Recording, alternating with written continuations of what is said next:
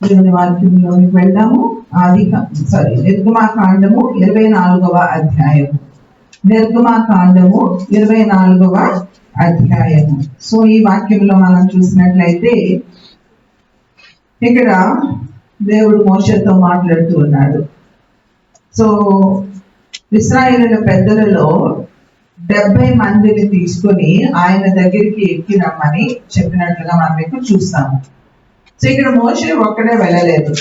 So మోషే నాయకుడిగా ఉన్నాడు, but మోషేతో పాటు 70 మంది పెద్దలు కూడా ఉన్నట్లుగా మనకి కనిపిస్తుంది. అలానే సంఘము అనేది నాకేమనిపించింది అంటే ఒక్కలుగా నడిపించేది కాదు, దాని వెనకాల ఎవరుండాలి? పెద్దలు ఉండాలి. సో 70 మంది పెద్దలు ఇక్కడ మనకి కనిపిస్తున్నారు. అయితే వీళ్ళందరూ వెళ్ళి అక్కడ ఏం చేశారంటే దేవుని దగ్గరికి వెళ్ళిన తర్వాత ఒక స్పాట్ లో వాళ్ళని ఆపి ఆ పెద్దలందరినీ ఏం చేయమని చెప్పారు? సాగిల పడమని. ఇంగ్లీష్ లో ఏమన్నదంటే సాగిల పడు అంటే వర్షిప్ అన్నదన్నమాట. సో అక్కడ వాళ్ళు ఆగి 70 మంది దే ఆర్ వర్షిపింగ్ లార్డ్ అన్నమాట. సో అలానే మనము ప్రార్థన చేయడము, సాగిల పడడము, దేవునిని ఆరాధించడము, దేవునికి స్తుతి చెల్లించడము, దేవుని సన్నిధిలో మన హృదయాన్ని విరగగొట్టుకోవడం, నలగగొట్టుకోవడం, మన స్థితి ఏమై ఉన్నదో దానిని మనం ఏం చేయాలి? సిద్ధపరచుకోవాలి.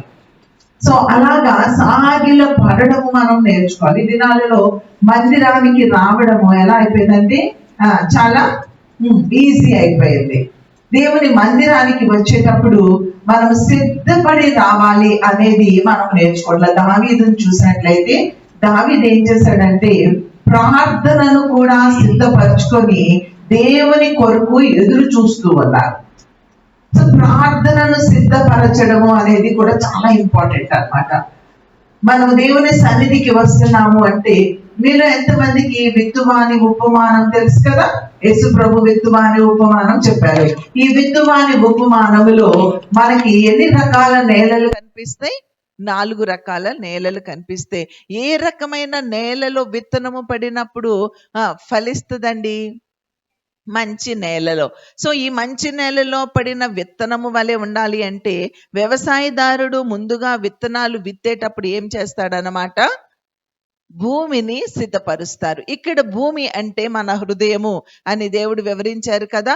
సో మన హృదయాన్ని మనం సిద్ధపరుచుకొని ఈ విత్తనాలు విత్తడానికి, ఆ విత్తనాలు మన హృదయంలో పడడానికి ముందుగా ఎట్ హోమ్, ఇంటిలోనే మన హృదయాన్ని ఏం చేసుకొని రావాలి? దున్నుకొని రావాలి. హృదయాన్ని దున్నుకుని రావాలి. విత్తనాలు విత్తుకుంటూ వెళ్ళిపోతూ ఉంటాడు. ఏదో పాట కూడా ఉంది, విత్తేవాడు విత్తనాలు విత్తుకుంటూ వెళ్ళిపోతూ ఉన్నాడు. అది దానిని నీరు కట్టేది, దాన్ని ఫలింపచేసేది అదంతా దేవుడే చూసుకుంటాడు. కాబట్టి విత్తనాలు విత్తబడుతూ ఉన్నప్పుడు మన హృదయాన్ని మనము సిద్ధపరుచుకొని రావాలి. మీలో ఎంతమంది ఈ ఉదయ కాలములో సిద్ధపడి వచ్చిన వారుగా ఉన్నారు? మీరే పరిశీలన చేసుకోనండి. ప్రార్థన చేసుకున్నారా? ప్రభా నీ సన్నిధికి వెళ్తున్నాను, మందిరానికి వెళ్తున్నాను. మనం సిద్ధపడతాము. ఎలా అంటే సమ్టైమ్స్ మంచి బట్టలు వేసుకోవడానికి సిద్ధపడతాము. లేకపోతే మనం అద్దంలో 4 సార్లు చూసుకొని నేను అందంగా కనిపిస్తున్నానా, నా డ్రెస్ బాగుందా, నా ముసుగు బాగుందా, నేను బాగున్నానా, లేకపోతే కమ్యూనియన్కి వెళ్తున్నాను కాబట్టి నేను వైట్ డ్రెస్ వేసుకున్నాను, ఈ వైట్ డ్రెస్ బాగుందా, ఇలా సిద్ధపడడం కాదండి. దేవుని అవన్నీ సిద్ధపడొద్దు అని నేను చెప్పట్లేదు, సిద్ధపడదాము. కానీ మందిరానికి వచ్చేటప్పుడు దేవునితో మనము సరి అయ్యి దేవుని సన్నిధిలో కొంత సమయాన్ని అక్కడికి వెళ్తున్నాం కదా, అక్కడ ప్రార్థన చేసుకుందాంలే. లేదు లేదు లేదు. ఆదివారము అంటే వారమంతా మన హృదయాన్ని సిద్ధపరచుకుంటూ ఉండాలి. ఆదివారము ఇక్కడ చూడండి, మోషే మాత్రము యెహోవా సమీపింపాలి, మిగిలిన వారు సమీపింపకూడదు అని అక్కడ మనకి కనబడుతుంది. 4వ వచనంలో మనం చూసినట్లయితే మోషే యెహోవా మాటలన్నింటినీ వ్రాసి ఉదయమందు లేచి ఆ కొండ దిగువన బలిపీఠమును ఇశ్రాయేలీయులు 12 గోత్రములు చొప్పున 12 స్తంభాలు అక్కడ నిలబెట్టినట్లుగా కనిపిస్తుంది. ఇక్కడ నేను ఉదయాన్నే లేచి మరి ఏం చేస్తున్నారు? ఉదయాన్నే దానికంటే పైగా మనం చూసినట్లయితే వన్ వాయిస్, యెహోవా చెప్పిన వాటన్నిటి ప్రకారము చేసేదమని ఏక కంఠముతో వారు సెలవిస్తూ ఉన్నారు. సో ఇశ్రాయేలీల ప్రజలు అంటే దేవుని బిడ్డలు. దేవుని బిడ్డలు అంటే దేవుని మాటను ఏక కంఠముతో మేము వింటాము, మేము చేస్తాము. మీరు లీడర్ మోషే నువ్వేం చెప్తావో మేము అది చేస్తాం. ఏక కంఠముతో లక్షలాది మంది ప్రజలు ఏక కంఠముతో we will do it, we will listen to the Lord, దేవుడు ఏమి చెప్తే అది చేస్తాము అని ఏక కంఠముతో వారు మాట్లాడినట్లు నాకు చాలా ఆశ్చర్యం అనిపించింది. అరే, ఒక చిన్న సంఘాన్ని మనం నడిపిస్తూ ఉన్నాము. ఆ చిన్న సంఘములో ఏక కంఠముతో ఎస్ అన్నా వి విల్ డూ ఇట్, అక్క వి విల్ డూ ఇట్ అని ఏక కంఠము మనకు లేకుండా పోయిందే. అంటే ఎంత మనము ఏ స్టేట్ లో ఉన్నాము మన ఆత్మీయంగా అని మనం ఒక్కసారి ఆలోచించండి. ఏక కంఠము లేని వారుగా ఎందుకు ఉంటున్నాము? ఏక మనస్సు లేని వారుగా ఎందుకు ఉంటున్నాము? What is the reason? అది మనమే ఆలోచించుకుందాం.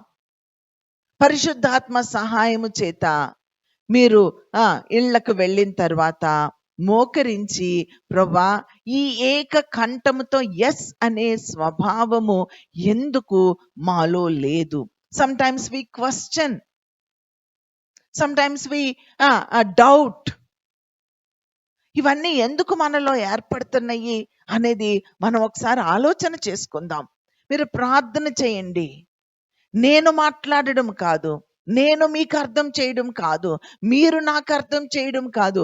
మనందరికీ ఎవరు అర్థం చేయాలి? పరిశుద్ధాత్మ అర్థము చేయాలి. పరిశుద్ధాత్మ మనకు అర్థం చేసినప్పుడు అప్పుడు మనలో మార్పు కలుగుతుంది. మనలో ఆ యొక్క మాట వినే స్వభావము కనిపిస్తుంది, ఆ ఏకత్వము కనిపిస్తుంది, ఆ వన్నెస్ అనేది మనలో కనిపిస్తుంది. ఇక్కడ ఏక కంఠముతో వారు చెప్తూ ఉన్నారు, మేము ఏమి చెప్తే అది చేస్తాము అని అక్కడ మనం చెప్పినట్లుగా కనబడుతూ ఉంది. ఇక్కడ చూస్తే మరి ఆ నాయకుడికి ఈ యొక్క ఎల్డర్స్ కి మధ్యలో కొంత గ్యాప్. మీరు ఇక్కడ ఆగండి, సాగిలపడి ప్రార్థన చేయండి, దేవుని సన్నిధిలో కనిపెట్టండి అని మాట్లాడుతూ ఉన్నట్లుగా మనం చూస్తూ ఉన్నాము. అప్పుడు మోషే దేవుని దగ్గరికి వెళ్ళినట్లుగా మనం చూస్తూ ఉన్నాము. ఆ మోషే చెప్పినవన్నీ చెయ్యడానికి, అంటే దేవుడు మోషేతో ఏమి చెప్పారో అవన్నీ చెయ్యడానికి అక్కడ ఇశ్రాయేలీయుల ప్రజలు ఏక శబ్దముతో మేము చేస్తామని ఉత్తరం ఇచ్చినట్లుగా మనకి కనబడుతూ ఉంది. ఆ తర్వాత ఉదయాన్నే లేచి వారు ఏం చేశారు? బలిపీఠాన్ని కట్టారు. అది నేను మాట్లాడాలనుకున్నది. బలిపీఠాన్ని కట్టి వచ్చామా? ఇక్కడ 12 గోత్రాలు, ఒక్కొక్క గోత్రము బలిపీఠాలు కట్టి అక్కడ ఏ బలులను అర్పించారండి? చూడండి, అక్కడ ఉంటది, ఏ బలి అర్పించినట్లు ఉంటుంది చూడండి.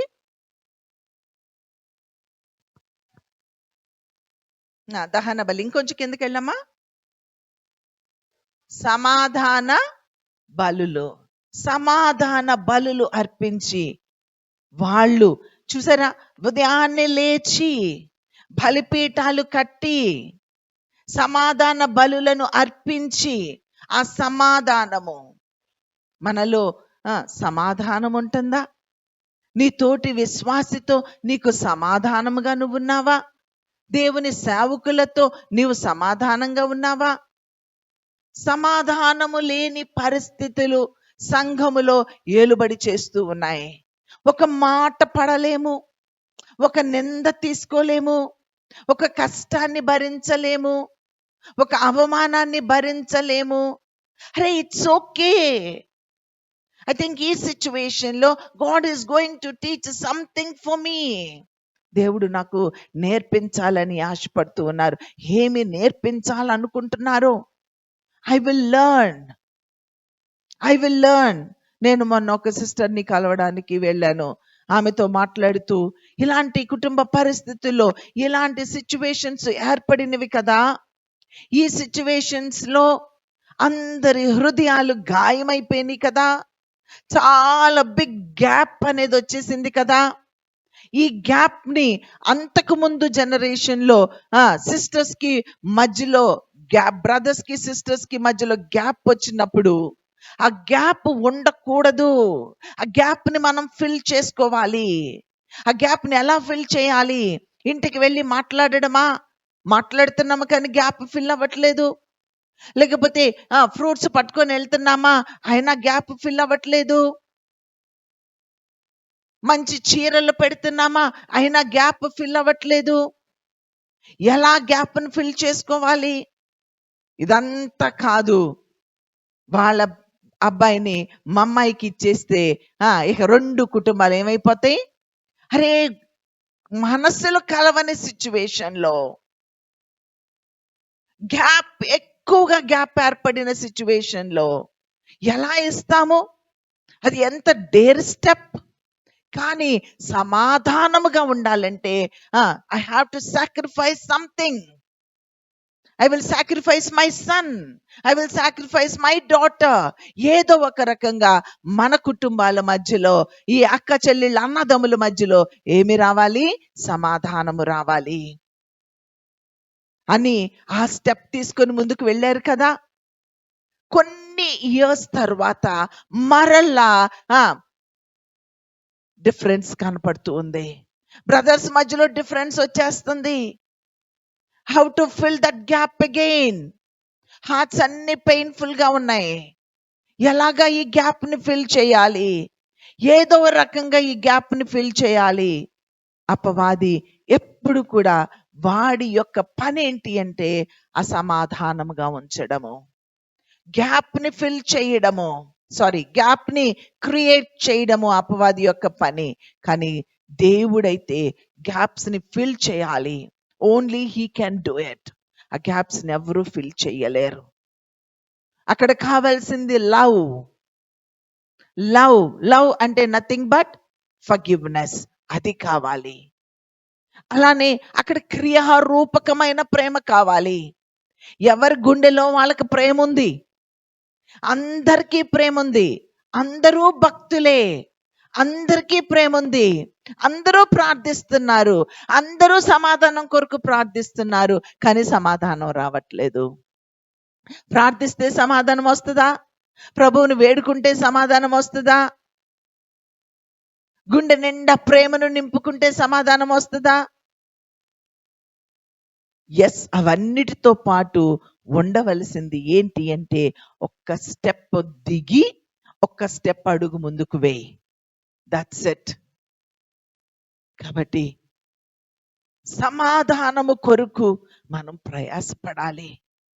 అప్పుడు మేమిద్దరం మాట్లాడుకున్నాము, అక్క ఏమైనా సరే అపవాది అసమాధానానికి మనల్ని గురి చెయ్యాలి అని ప్రయత్నిస్తున్నాడు. కాబట్టి మనము ఈ రివర్స్ ఫైట్ చేద్దాం.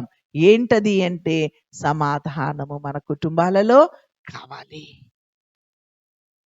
Don't give up. హర్ట్ అయింది హృదయం, ఇట్స్ ఓకే. హర్ట్ అయినంత మాత్రాన దూరంగా ఉండకూడదు.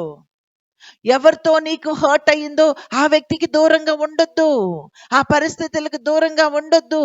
నేను దేవునితో బానే ఉన్నాను అనుకుంటున్నారు, కానీ దేవునితో బాగున్న వారు సహోదరులతో కూడా బాగుంటారు. ఈ అపవాది పెట్టే చిచ్చు అదే. I'm right with God, I'm just with God. దేవునితో నేను బాగున్నాను, ఈ మనుషులు నన్ను అర్థం చేసుకోరు, ఈ మనుషులు నన్ను ప్రేమించరు, ఈ మనుషులతో నాకు అనవసరం అని అపవాది మనకి చెప్తూ ఉంటాడు. కానీ ఆ బ్రేక్ ని మనము ఏం చేయాలి? అతికించాలండి. పగిలింది అతికించు. నేను లాస్ట్ టైం కూడా చెప్పాను కదా, ఏదో ఒక ఆర్ట్ ఉంటది జపనీస్ లో అనుకుంటా, ఆ పేరు గుర్తులేదు. అది వాళ్ళు ఏంటంటే చక్కని పింగాణి పాత్రను తయారు చేస్తారంట. తయారు చేస్తే అందంగా ఉన్న పాత్ర, ఆ పాత్రని కావాలని పగలగొడతారంట. మనం ఏదన్నా పింగాణి పాత్ర కొనుక్కుంటే అది పగిలిపోతే మనసు అంత వేదన అయిపోతుంది. కానీ ఆ దేశంలో కావాలనే మంచిగా తయారు చేసిన దాన్ని పగలగొట్టి ఆ ముక్కలన్నిటినీ మళ్ళీ గోల్డెన్ ఆ గమ్ము పెట్టి గోల్డెన్ పెయింట్ తో దాన్ని అతికిస్తారట. అతికిస్తే మామూలుగా కప్పకు 200 ఉంటే ఆ కప్పుని కొనడానికి, పగిలిన కప్పును కొనడానికి 2000 నుంచి 20,000 వరకు పలుకుతుందట పగిలిన కప్పు. అలానే హృదయాలు పగిలిపోయినాయా? విలువలేని హృదయాల, విలువలేని హృదయాలు పగిలిపోయిన లేతే మన కుటుంబ వ్యవస్థ పగిలిపోయిందా? నీ భార్యతో పగిలిపోయిందా? నీ భర్తతో పగిలిపోయిందా? మీ అత్తతో పగిలిపోయిందా? మీ మామతో పగిలిపోయిందా? నీ బిడ్డలతో నీకు గ్యాప్ వచ్చేసిందా? ఎక్కడెక్కడ బ్రేక్ అయినాయో నాకు తెలీదు నీ రిలేషన్షిప్స్. కానీ one thing, there is one person, there is only one God, there is only one spirit can రీఫిక్స్ it. అప్పుడు దానిలో నుండి వచ్చే విలువ, వావ్, అద్భుతం. నీ విలువ పెరుగుతుంది. దేవుడు ఇబ్బందులు, ఇరుకులు, కష్టాలు, బాధలు, అవమానాలు, నిందలు వీటన్నిటిని నీకెందుకు ఇస్తారో తెలుసా? నీ విలువ పెంచడానికి, అంతేగాని నీ విలువ తగ్గించడానికి కాదు. నీ విలువను ఆయన పెంచాలి అనుకొని నీకొచ్చే ప్రతి కష్టము, ప్రతి ఇబ్బంది, ప్రతి ఇరుకు, ప్రతి వ్యాధి, ప్రతిదీ ఈ పెయిన్ నేను భరించలేను యేసయ్యా అని ఏడుస్తున్నావా? Yes, భరించలేము. Sometimes I used to cry a lot. I can't take this anymore. From childhood you are crushing me. Why only me? అని ఏడ్చిన సందర్భాలు ఎన్నో. అనారోగ్య పరిస్థితుల్లో ఏడ్చిన సందర్భాలు ఎన్నో. నిందలు, అవమానాలలో ఏడ్చిన పరిస్థితులు ఎన్నో. కానీ విలువ తగ్గలేదండి. మానవ దృష్టితో ఆలోచించినప్పుడు విలువ తగ్గుద్ది అనుకుంటాం, కానీ మన విలువ ఎప్పటికీ తగ్గదు.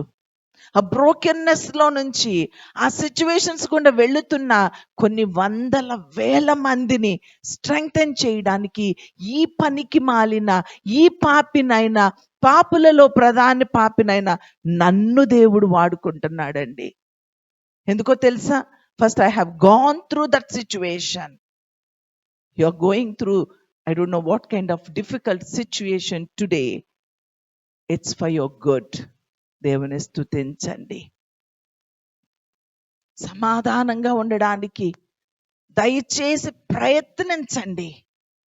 నీకెవరితో అసమాధానంగా ఉందో వారిని ప్రేమించండి, వారితో ముడివేసుకోండి, వారితో పెన వేసుకోండి, వారిని అలుముకోండి, వారిని పులుముకోండి.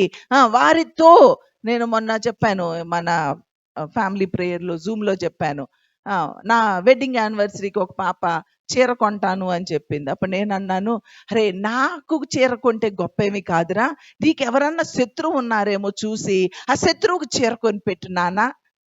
అప్పుడు నీ విలువ ఏమవుతుంది? పెరుగుతుంది. ప్రేమించే వారికి బట్టలు కొంటే మన విలువేం పెరుగుద్ది? ఏదో దేవుని సేవకులు కాబట్టి నీకేదో ఆత్మీయంగా ఇస్తున్నారు కాబట్టి ఒకటి కొన్నావనుకో, ఇట్స్ ఓకే. కానీ దానికంటే విలువైనటువంటిది ఏంటో తెలుసా? పరలోకములో నుండి దేవదూతలు యేసు ప్రభు తొంగి చూచే ఆ వింతైన కార్యం ఏంటో తెలుసా? నీ శత్రువుకి విలువైన వస్తువు తీసుకెళ్ళి నువ్వు ఇస్తే అది దేవుడు అప్రిషియేట్ చేయదగినది. అది మన యొక్క విలువను ఏం చేస్తుంది? పెంచుతుంది. ప్రేమతో ఇచ్చే కానుకలు ఇవ్వండి. బట్ అంతకంటే ఉన్నతమైనది ఏంటి అంటే నీ శత్రువుకి ఉన్నతమైన గిఫ్ట్స్ ఇవ్వడము, హార్ట్ఫుల్ గా వారిని ప్రేమించడము, సమాధాన పరచడము కొరకు do something. You tried once. నేను ఒకసారి ఒక ఇంటికి వెళ్ళాను. మాకు వాళ్ళకి సమాధానం లేదు అనిపించింది. నేను చాలా చిన్న పిల్లని, maybe 3rd class 4th class చదువుతూ ఉంటానేమో. మా డాడీ చేపట్టుకొని లాక్కొని వెళ్ళి కూర్చున్నా. వెళ్ళాము. ఆ ఇంట్లో వాళ్ళు బయటికి రాలా.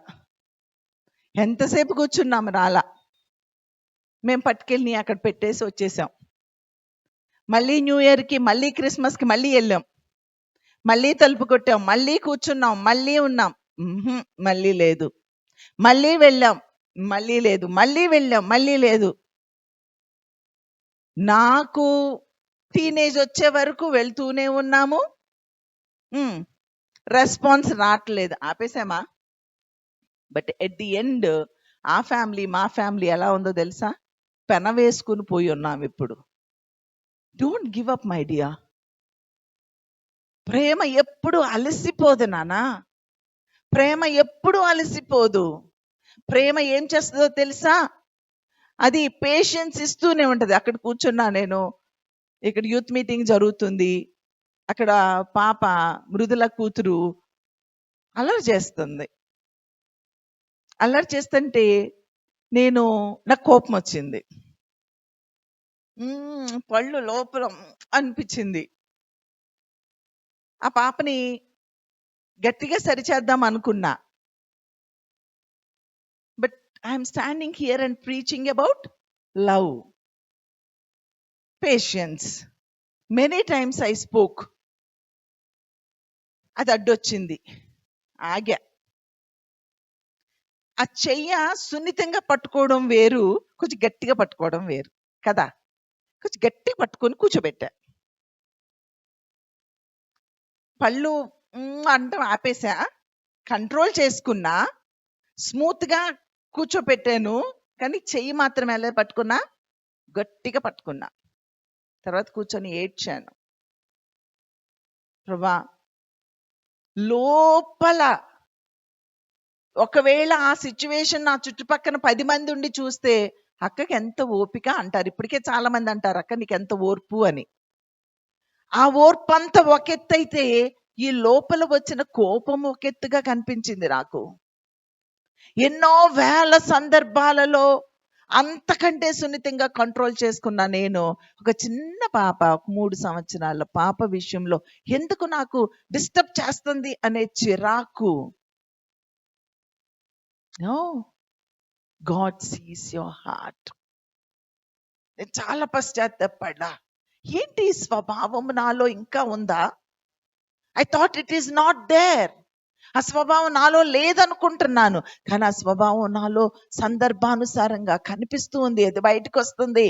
నో డాడీ, ఇది కాదు యేసయ్యా, ఎలాంటి స్వభావము నాకొద్దు. I want your love, I want your patience, long suffering, దీర్ఘశాంతము కావాలి.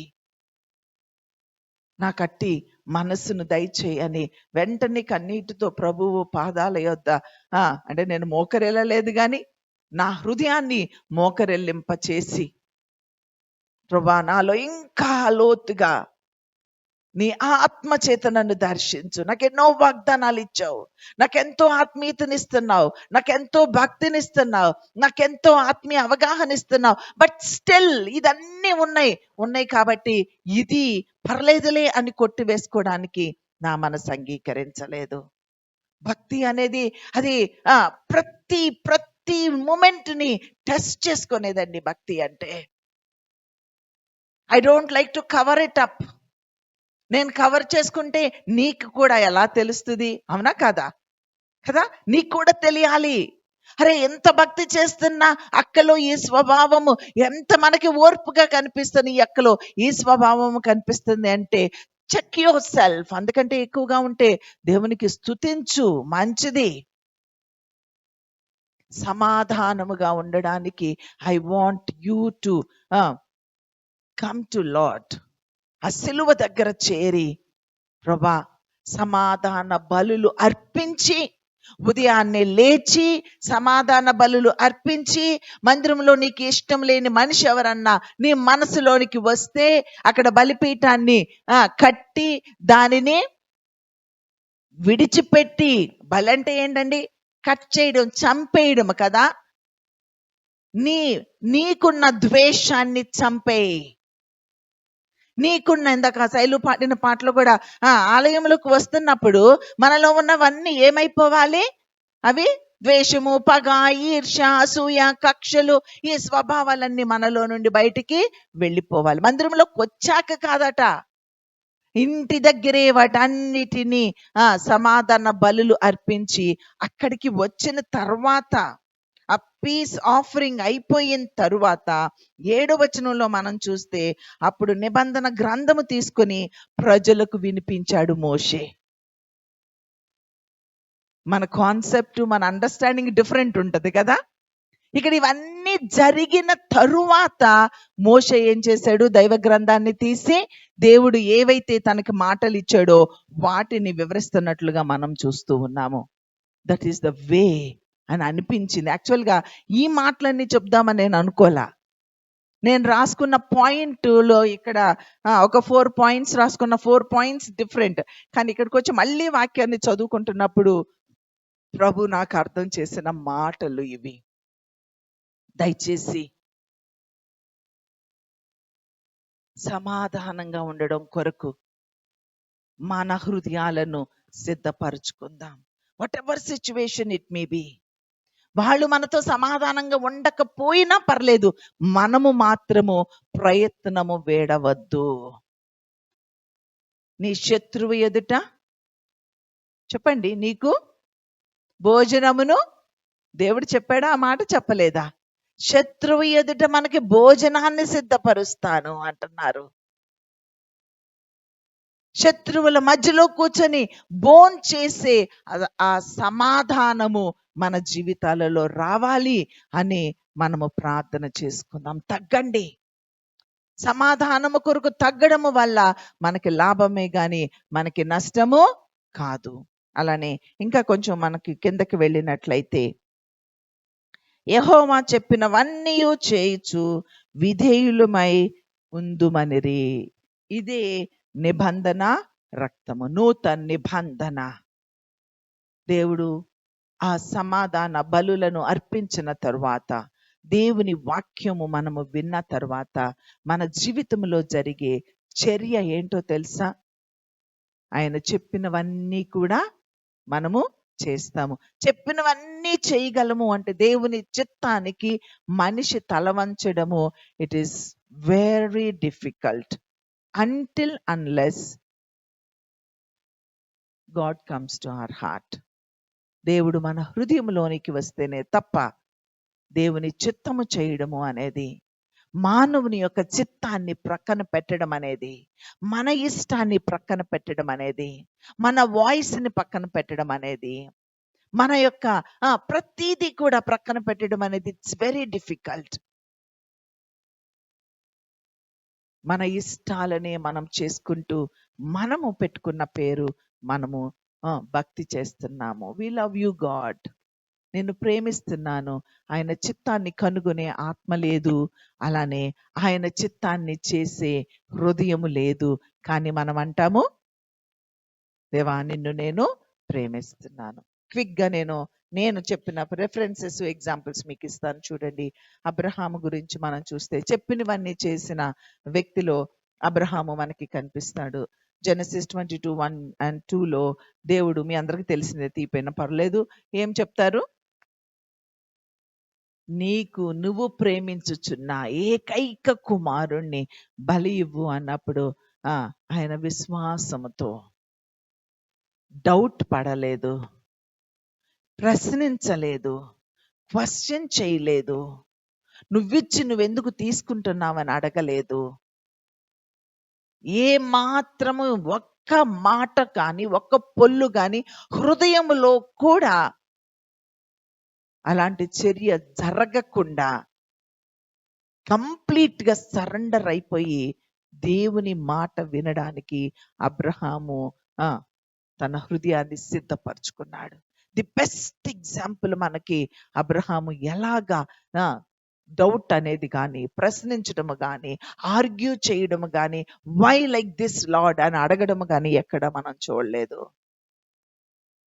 కానీ పీటర్ని మనం చూసినట్లయితే యాక్ట్స్ 10:9-16 ఈ సందర్భం ఒకసారి చూడండి.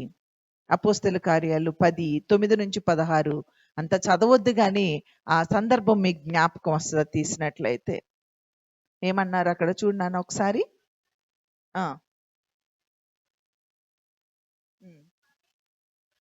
అంతా చదవద్దు, నన్ను ఒక్క మాట. వద్దు ప్రభువా. అయితే పేతురు, వద్దు ప్రభువా, నిషిద్ధమైనది, అపవిత్రమైనది ఏదైనా నేనెన్నడూ ముట్టలేదు ప్రభు. వద్దు ప్రభా. ఏమంటున్నాడు అక్కడ? వద్దు ప్రభా. మనం కూడా అంతే కదా. ఏదో దేవుడు ఏమన్నా మనకు చెప్పాడు అనుకోండి, మనం అనేది ఏంటి? వద్దు ప్రభా, నా వల్ల కాదు ప్రభా, నేను ఇలా చేయలేను ప్రభా, ఇలాంటి వాటిని నేను ఎప్పుడు తినలేదు ప్రభా, ఇలాంటి వాటిని నేను ఎప్పుడు చేయలేదు ప్రభా అని మనం ఏం చేస్తాము? వద్దు ప్రభువా. అరే దేవుడు తినమంటున్నాడు, నిరాకరించాడు. అది ఎన్నిసార్లు జరిగింది? 3 times అండి. ఒక్కసారికి కాదు. అరే దేవుడు మాట్లాడుతున్నాడు కదా, దేవుడు తినమంటున్నాడు కదా, దేవుడు చెప్తున్నాడు కదా. బట్ స్టిల్ ముమ్మారు ఎలా జరిగెను అని ఉంటది అక్కడ. ముమ్మారు పేతురు భక్తి కలిగిన వాడే, పేతురు త్యాగము కలిగిన వాడే, పేతురు అన్నీ విడిచిపెట్టి ప్రభుని వెంబడించిన వాడే. కానీ దేవుని మాట వినే టయానికి మాత్రము తను ఏమంటున్నాడు? వద్దు ప్రభా, ఇలా కాదు ప్రభా, ఇలా చేయలేను ప్రభా, వదిలేయి Prabha. This is what we are today, most of them.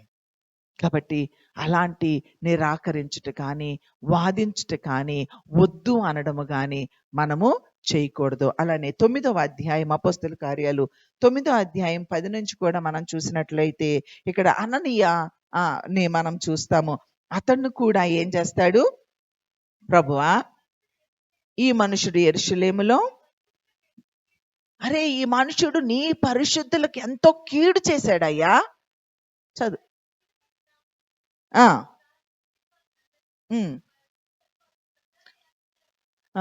ప్రధాన యాజకుల వల్ల అధికారం పొందాడు, నీ రాజ్యాన్ని పాడు చేసేవాడు.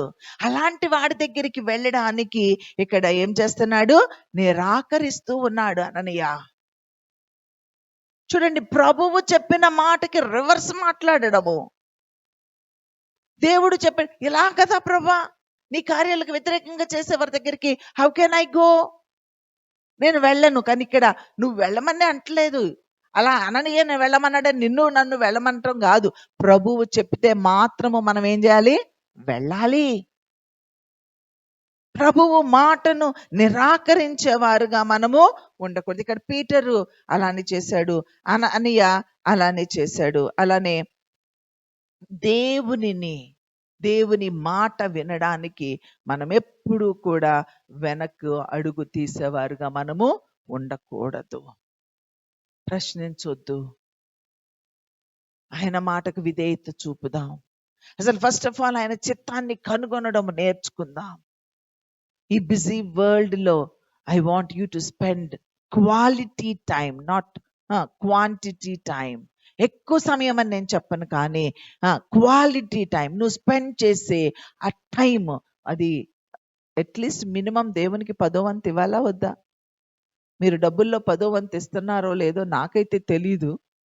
ఓకే, వాటి గురించి అది కూడా చేయవలసిందే. అది దేవునికి మీకు ఉన్న రిలేషన్షిప్. అలానే దానికంటే ముందు దేవునితో మీకు ఉండవలసిన రిలేషన్షిప్ ఏంటో, ఆయన నీకిచ్చిన టైంలో ఎవ్రీ డే 24 hours అయినా మనకిచ్చింది. ఆ 24 hours లో అప్రాక్సిమేట్ ఎన్ని అవర్స్ మనం దేవునికి ఇవ్వాలి కదా? ఇస్తున్నారా? It is minimum 2.5 hours. అవి దేవునివి. నేను ఎప్పుడో ఒకసారి మీకు స్టోరీ చెప్పాను కదా. ఒక అతను డబ్బులు అడిగితే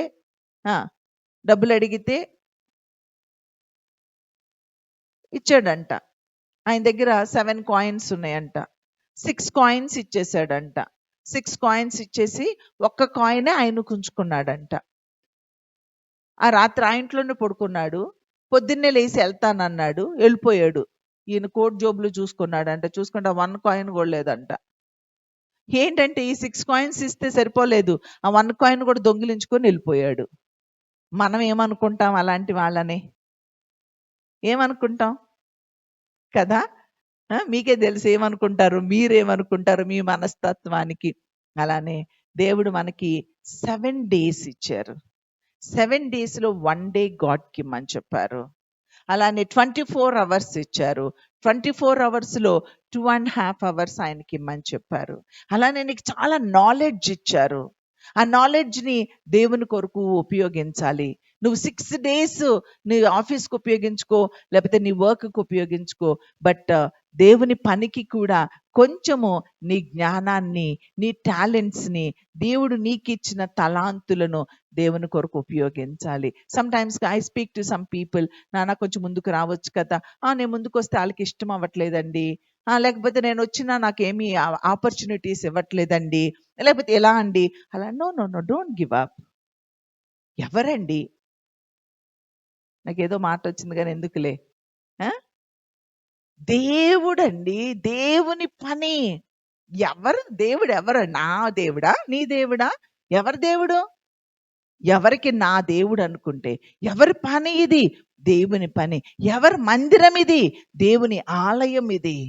so you have to come forward. Neekevvaru opportunity ఇచ్చినా ఇవ్వకపోయినా, వెన్ యువర్ గాడ్స్ స్పిరిట్. ఇప్పుడు ఈ రోజు నేను చెప్పాను, నాకేదో ఆత్మ శైలజ పాట పాడు అనిపించింది, కానీ మన సిస్టమ్ కాదు. అరే దేవుని ఆత్మకి సిస్టమ్కి అసలు పొంతన ఉండదండి. Do you know that? నేను ఈరోజే మార్నింగ్ సాధు సుందర్ సింగ్ గారు ఎవరు, భక్త సింగ్ గారి పుస్తకంలో డైలీ బ్రెడ్ ఉంటుంది, అలసిన వారిని ఊరడించు అనే దానిలో డైలీ బ్రెడ్ లో నేను చదువుకున్నప్పుడు ఆ సిస్టమ్ ని ఫాలో అవ్వడం ఇట్ సెల్ఫ్ ఇస్ సిన్. అర్థమైందా? ఒక ప్యాటర్న్ ని ఫాలో అవ్వక్కర్లేదు. God's guidance will be different. దేవుని ఆత్మ మనల్ని నడిపించినప్పుడు you have to follow. System కి దయచేసి అలవాటు పడకూడదు మనం. Maybe sometimes it may delay. ఒక్కొక్కసారి మొన్న రిట్రీట్స్ లో కూడా టైం పెట్టుకుని టైంకి పరిగెత్తిస్తున్నారు. అప్పుడు కొంతమంది అన్న, అరే ఎంత మంచి వాక్యం చెప్పారు సాగర్ అన్న, ఆ తర్వాత కొంచెము ప్రార్థనకి టైం ఇస్తే బాగుండేది అనిపించింది. చూసారా, నాకు అనిపించింది ఆ టైంలో ప్రార్థనలో నడిపిస్తే బాగుండు అని. కానీ సిస్టమ్ ఏం చేసింది అంటే టైంకి ఆమెన్ చెప్పించింది. That's not right. That's not right. Let it go. Let it go. Let the spirit leads us. కాబట్టి దయచేసి మనందరి మనసులు ఎలా ఉండాలంటే సిస్టమ్ మీద మన ఫోకస్ కాదు, కానీ మనం ఎలా ఉండాలి? దేవుని ఆత్మ నడిపింపుకి స్థలం ఇచ్చేవారుగా మనం ఉండాలి.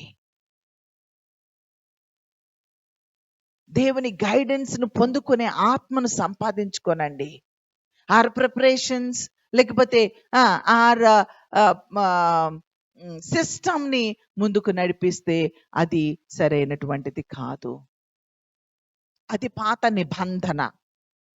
పాత నిబంధనలో rules and regulations, not God's spirit leading them.